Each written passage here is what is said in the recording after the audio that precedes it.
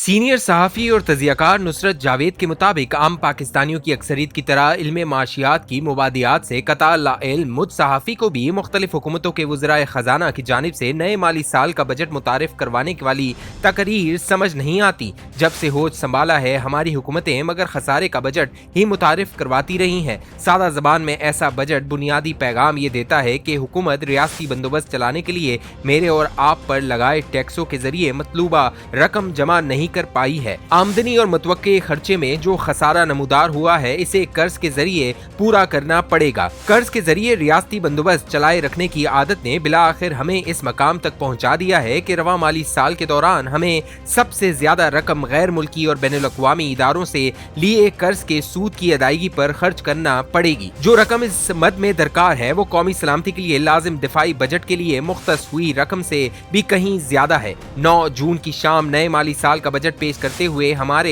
वजीर खजाना मगर मज़कूरा हकीकत की बाबत फिक्रमंद सुनाई न दिए। इनकी तमाम तर तवज्जो इमरान हुकूमत की माशी पॉलिसियों की नवाज शरीफ की तीसरी हुकूमत की बनाए पॉलिसियों के तकाबुली जायजे पर मरकूज रही। इस कॉलम के देरीना और बाकायदा कारी बखूबी जानते हैं कि मैं गुज़िश्ता हुकूमत की माशी पॉलिसियों का शदीद नाक़िद रहा हूँ। मेरी दानिश में अपना पहला बजट तैयार करने से कबल गुज़िश्ता हुकूमत ने ज़रूरी से ज्यादा घबराहट में डॉक्टर हफीज शेख की वसातत से IMF के साथ जो मुआहदा किया वो कसाद बाजारी को यकीनी बनाने का मुजरब नुस्खा था। इस पर अमल दरामद शुरू हुआ तो तहरीक इंसाफ की टिकट पर कौमी असम्बली के लिए मुंतखब हुए अरकान अपने हलकों में बकौल इनके अवाम को मुंह दिखाने जोगे न रहे। बतौर वजीर खजाना डॉक्टर हफीज शेख इसके बावजूद इन्हें और हमें ये समझाने में कतन नाकाम रहे कि IMF के साथ हुए मुआहदे की कड़वी गोली निगलना क्यों जरूरी है। किसी तबीब की तरह महज ये इत्तला देकर मुतमईन हो जाते कि मुल्क की मईशत को ऐसी केमोथेरापी की जरूरत है जो इंसानों को कैंसर जैसे मोजी मर्ज से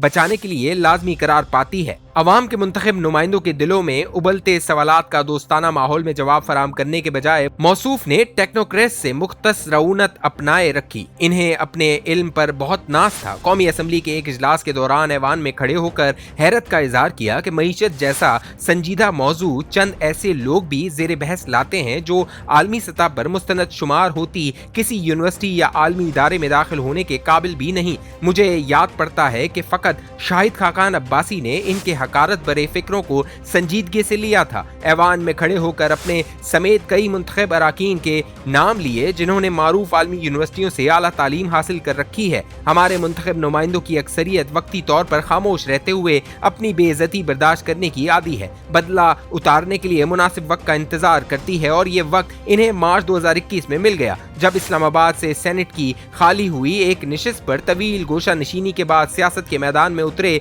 यूसुफ रजा गिलानी हफीज शेख के मुकाबले में खड़े हो गए। खुफिया वोट की सहूलत को साबिक हुक्मरान जमात के बेंचों पर बैठे कई अफराद ने गिलानी साहब की हिमायत में इस्तेमाल किया। हैरान कुन शिकस्त से 2-4 होने के बाद हफीज शेख का वजारत खजाना पर बरजमान रहना नामुमकिन हो गया। इनकी जगह शौकत तरीन आए। उन्होंने आदाद शुमार को इस अंदाज में पेश करना शुरू कर दिया जो पाकिस्तान की मईशत बहाल होता ही नहीं बल्कि इसे खुशहाली की शाहरा पर सरपट बागता दिखाता था। सपने भी लेकिन मुनीर नियाजी के बकौल हद होती है। खुश गुमानी पर मबनी कहानियों से तल्ख हकाइक को जुटलाया नहीं जा सकता। हमारी मईशत के तल्ख हकाइक दांत पीसते हुए रोनुमा होना शुरू हुए तो गुज़िश्ता हुकूमत की मुख्तलिफ जमातें बाहमी इख्तलाफ बुलाकर यकजा हो गईं। साबिक वजीर आजम को तहरीक अदम एतमाद के जरिए इनके मनसब से फारिग करवा दिया गया। तहरीक अदम एतमाद की कामयाबी के बाद तसलसल से दिहाई मचाता रहा कि फिल फौर नए इंतखाबात की जानिब बढ़ा जाए। सियासी जमातें इंतखाबी मुहिम के दौरान अवाम के रूबरू तल्ख माशी हकाइक तफसील से बयान करते हुए इनके मुमकिन हल तजवीज़ करें। ये फैसला अवाम के सुपुर्द कर दिया जाए कि वो किस जमात के तैयार करदा नुस्खे को अपनी शफायाबी के काबिल समझते हैं। अवाम पर भरोसे की हमारी हुक्मरान अशराफिया को मगर आदत ही नहीं। इक्तदार में थोड़ी देर रहना भी सियासतदानों को बहुत बाता है। शहबाज शरीफ की क़यादत में कायम हुए नए हुकूमती बंदोबस्त ने सियासत नहीं रियासत बचाने का फैसला किया। मज़कूरा बंदोबस्त का दूसरा बजट पेश करते हुए इसहाक डार साहब को तसल्ली हमें ये देना थी कि रियासत ریاست بچ گئی ہے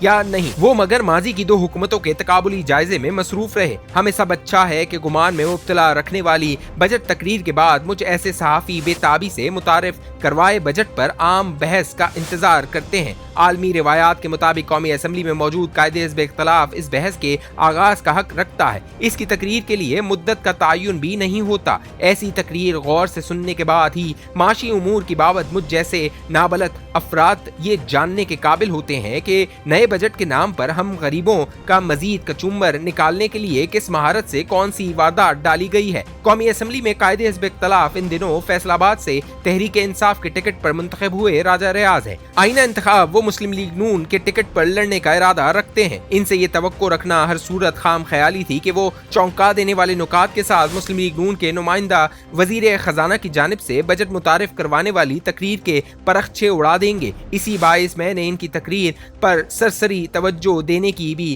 ضرورت محسوس نہیں کی۔ جناتی انگریزی میں لکھے چند مضامین کو ڈکشنری کی مدد سے پڑھتے ہوئے مسلسل یہ جاننے کی کوشش کر رہا ہوں کہ معاشی اعتبار سے ہمارا کیا بنے گا۔ کاش میری تگ و دو مجھے ہی نہیں آپ کو بھی کچھ امید دلانے کا سبب ہو سکتی۔